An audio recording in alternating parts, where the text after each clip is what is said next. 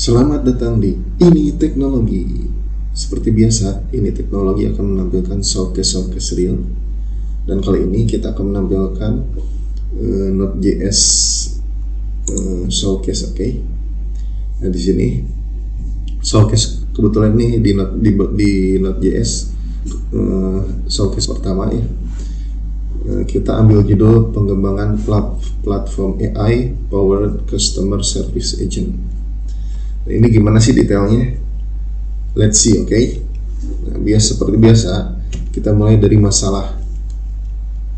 Kita punya beberapa masalah nih di sini. Yang pertama, ketidakefisienan layanan pelanggan manual. Jadi layanan pelanggan membutuhkan waktu untuk merespon. Seringkali menyebabkan frustasi pelanggan tuh, ya lama lah, kalau lebih kayak gitu. Yang kedua, kurangnya personalisasi. Interaksi yang generik dapat membuat pelanggan merasa diabaikan tuh. Jadi enggak khusus gitu, enggak to the point gitu ke masalah yang diingini. Selanjutnya ada skalabilitas, tidak mudah untuk mengelola peningkatan jumlah pelanggan tanpa peningkatan biaya operasi. Nah, kita punya 3 masalah ini nih untuk di showcase yang sekarang ini. Nah, selanjutnya gimana sih solusinya? Nah, solusinya kami memberikan beberapa solusi juga, yaitu yang pertama memberikan respon yang cepat dan relevan menggunakan teknologi OpenAI GPT. Nah, jadi si pelanggan tuh nanti nge-chattingnya dengan OpenAI GPT ini. Nah, kebetulan untuk OpenAI GPT ini memang berbayar ya, tapi worth it sih. Oke, nanti saya tunjukkan. Oke, selanjutnya memungkinkan penyesuaian gaya bahasa, nada, dan pendekatan penjualan. Ini bisa kita konfigurasi juga gaya bahasanya mau kayak gimana, nadanya, pendekatan penjualannya seperti gimana. Itu ada type-nya lah, ada pilihannya.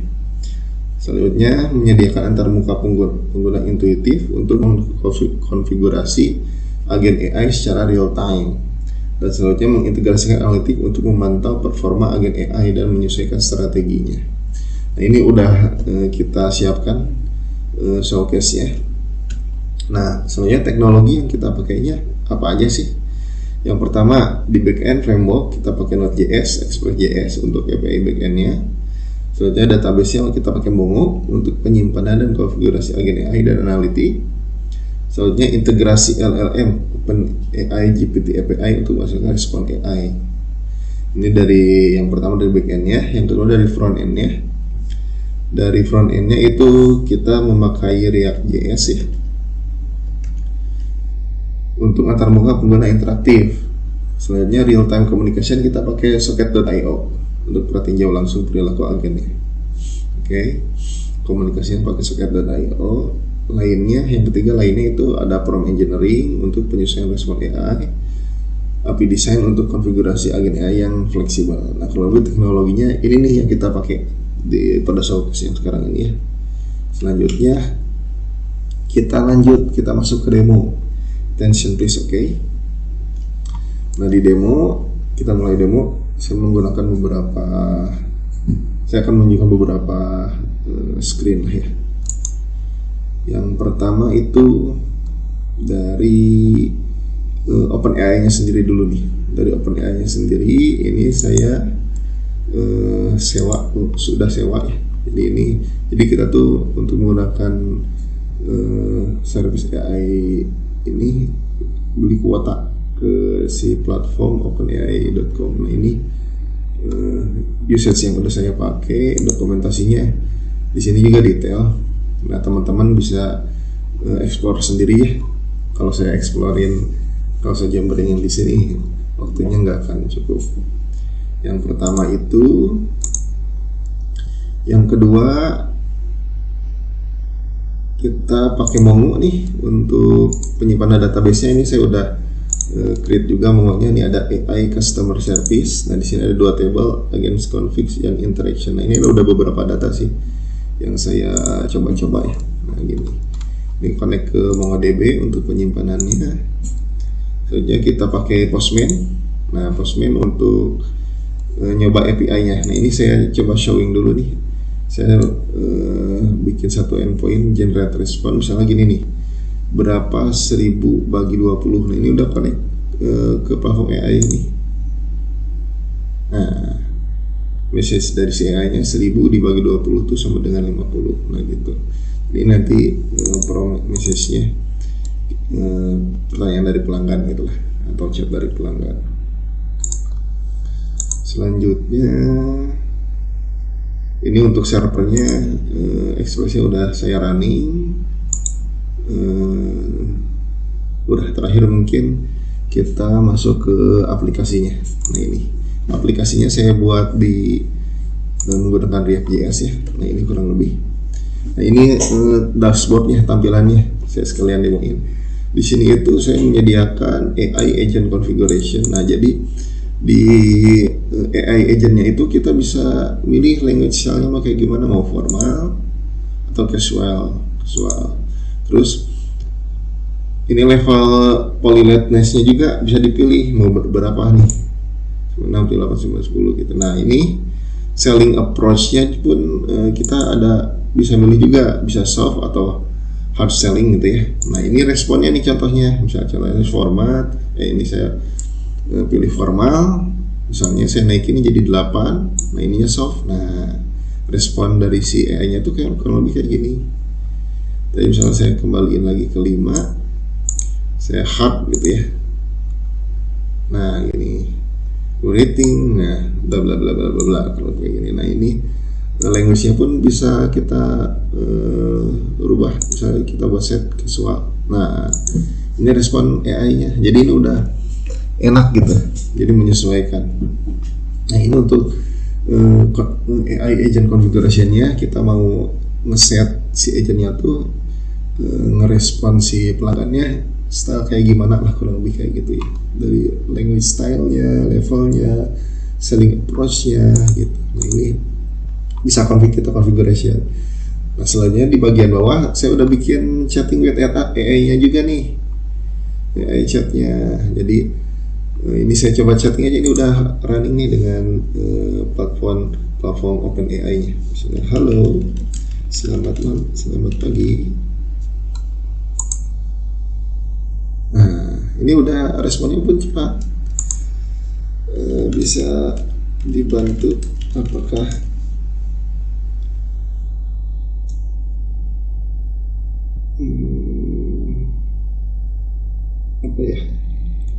apakah 2 juta dibagi atau bisa dibantu berapakah 2 juta dibagi 20.000. Nah kurang lebih ini udah terkoneksi nih, jadi chatnya udah cepat. Terus masalah-masalah yang tadi itu udah solve lah kalau begitu. Nah terakhir ini saya coba refresh dulu ya. Nah terakhir di bagian bawah ini saya udah siapkan juga AI performance analytic-nya nih, kayak average response time-nya berapa nih. Response time-nya itu 1,6 milisecond setiap si pelanggan ngechat gitu ya. Soalnya ada sentimen analisisnya, oh ini netral nih. Kalau yang negatif, kalau chatnya negatif nanti kita bisa define negatif juga, positif kita bisa define positif juga. Nah kebetulan ini masih netral nih. Customer satisfaction-nya juga, nah ini kita buatkan chartnya juga. Nah kurang lebih si demonya seperti ini. Kita showing AI agent configuration-nya yang udah connect ke platform OpenAI. Kita sudah buatkan chat with AI agent-nya juga. Nah ini sudah saya demokan juga. Dan terakhir analitiknya, performance-nya. Jadi kita bisa review juga. Nah kurang lebih itu untuk demonya. Selanjutnya kita masuk ke bedah kodenya. Oke. Dari demo yang tadi kita coba bedah satu persatu kodenya kayak gimana sih di dalamnya yang udah kita buat.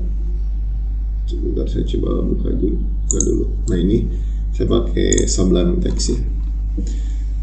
Ini kode dari aplikasi Showcase yang sekarang ini. Di sini saya menggunakan Express. Folderingnya kurang lebih seperti ini. Ini ada server.js biasanya untuk Express. Ada not modulusnya. Di sini ada modelnya nih. Model untuk backendnya. Ini untuk backend, untuk frontend ada folder sendiri nih. Saya masukin di foldering AI CS ini. Ini saya coba jabarin satu persatu. Yang pertama dari server.js-nya dulu. Oke, server.js. Nah, di sini ini adalah kode utama di backendnya. Jadi ini saya coba jabarin. Yang pertama ini kode untuk import dan setupnya. Ini ada satu-satu ya. Mungkin teman-teman bisa sambil lihat ada Express, Mongo, course-nya. Ini untuk ngambil env-nya. Nah, di sini ada env untuk ngambil API key OpenAI-nya. Tapi ini di sini saya nggak bisa ngebuka ya, nggak bisa saya buka. Ini script, terus ada OpenAI-nya, interaction-nya. Nah, ini ada model juga nih, modelnya interaction sama agent config-nya, HTTP-nya. Ini untuk importnya. Selanjutnya ini ya set inisialisasi Express dan server HTTP-nya. Seperti biasa saya kasih notes di tiap kodenya supaya tersampaikan. Selanjutnya buat servernya, HTTP menggunakan Express-nya, kurang lebih kayak gini. Nah, ini untuk URL ada beberapa yang nggak saya simpan di env. Ini nanti teman-teman tinggal improve aja. Kurang lebih ini kodenya tinggal di improve aja. Kayak ini nanti kan best practice-nya tuh disimpan di .env, di .env gitu. Tapi sekarang saya injek di kodenya aja untuk Showcase yang sekarang. Untuk buat servernya, selanjutnya ini untuk middleware-nya nih, ini untuk handling body-nya nih. Handling body dari request yang untuk format JSON, untuk konfigurasi course-nya, permintaan dari front-end-nya. Nah, ini koneksi ke Mongo nih. Koneksi ke Mongo, koneksi ke OpenAI. Nah, OpenAI ini sama import OpenAI-nya ya. Nah, ini paling nanti yang perlu diperhatiin itu AI versi berapa yang kita pakai. Ini biasanya beda sih kalau si konfigurasinya untuk OpenAI yang dipakainya. Selanjutnya ini routing generate. Nah, ini routing untuk generate response, API generate response-nya yang tadi saya demoin di Postman. Itu udah dipakai juga di aplikasi frontend React yang tadi saya demoin juga. Nah, ini routing generate response-nya, validasi inputnya. Kalau lebih kayak gini, try catch ya, biasa. Routing untuk menyimpan konfigurasi agentnya. Nah, ini untuk konfigurasi agentnya, biasa validasi, try catch. Nah, routing untuk ngambil konfigurasi agentnya juga. Oh, ini sorry, kayaknya oh, ini untuk nge-save. Ini untuk nge-save, ini untuk nge-get data agent config-nya. Dan ada ini routing untuk analitiknya nih yang dipakai chart tadi di React.js-nya. Mengambil rata-rata waktu respon untuk interaksi pengguna dengan AI. Nah, ini mengambil data sentimen dari interaksi yang disimpan, misalnya apakah respon AI-nya dianggap positif, negatif, atau netral. Terus ini API untuk mengambil data kepuasan pengguna berdasarkan skor kepuasan, mungkin akan diisi nanti ya. Kalau di Shopee yang sekarang saya nggak bikin si proses inputan kepuasan pelanggannya. Itu nanti untuk pengembangan bisa. Ini untuk handling koneksi ke WebSocket-nya nih. Ini saya console log dulu untuk connected, user connected. Ini event untuk menangani konfigurasinya. Biasa ini validasi. Nah, ini pastikan tidak ada elemen undefined, try catch juga. Nah, ini event untuk menangani pesan yang dikirimnya. Ya, saya simpan waktu mulainya, validasinya, try catch, dan ini simpan data ke Mongo-nya. Oke, waktu selesai. Dan terakhir jalankan server di port 5000 ini. Jadi kesimpulannya tuh untuk kode ini tuh untuk menyediakan server yang dapat menangani permintaan HTTP untuk menghasilkan respon dari OpenAI berdasarkan from yang diberikan. Analitik terkait interaksi pengguna dengan AI termasuk untuk respon, sentimen, dan skor kepuasan. Komunikasi real time dengan front-end menggunakan WebSocket untuk mengirim dan menerima pesan serta memperbaharui konfigurasi dengan validasi input yang ketat, error handling, dan pengelolaan interaksi dengan OpenAI serta Mongo. Aplikasi ini dirancang untuk menangani komunikasi dan analitik secara efisien. Nah, kurang lebih kayak gitu sih tujuannya tuh. Sekarang saya jabarin lagi untuk modelnya. Ada agent config. Nah, di sini sih simple import, define, dan definisikan si modelnya. Tapi di sini fungsinya tuh skema agen config skema ini mendefinisikan bagaimana data konfigurasi agent disimpan dalam database Mongo, kurang lebih kayak gitu. Selanjutnya ada interactionnya. Ini sama juga import, define schema, mendefinisikan modelnya gitu.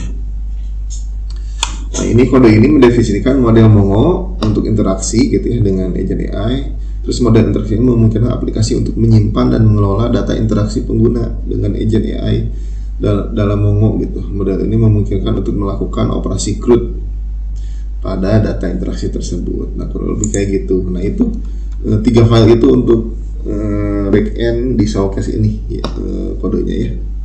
Selanjutnya kita masuk ke front end nih. Front end saya pakai React.js nih. Saya close dulu supaya enak. Nah, untuk front end ini biasa ya, not bonus public src. Di sini saya masuk ke src. Nah, di sini saya file pertamanya, painting pertamanya ke app.js biasa ya. Di sini saya nge-import komponen dashboard.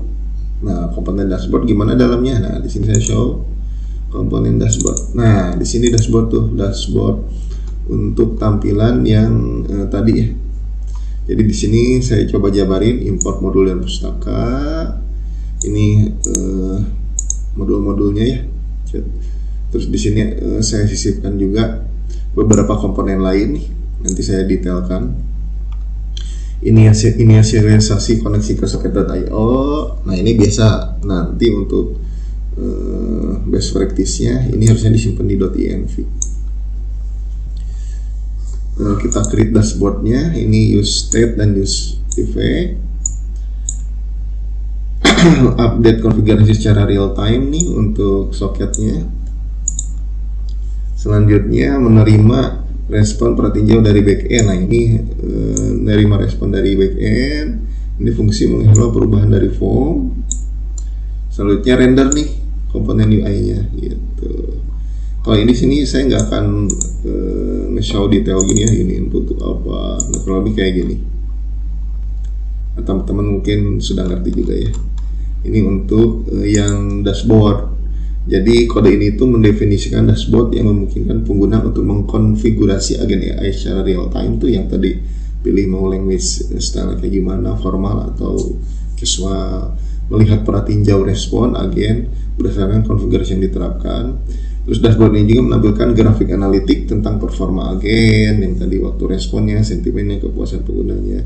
Komunikasi real time dengan server dilakukan dengan socket dan I/O. Nah, kurang lebih kayak gitu.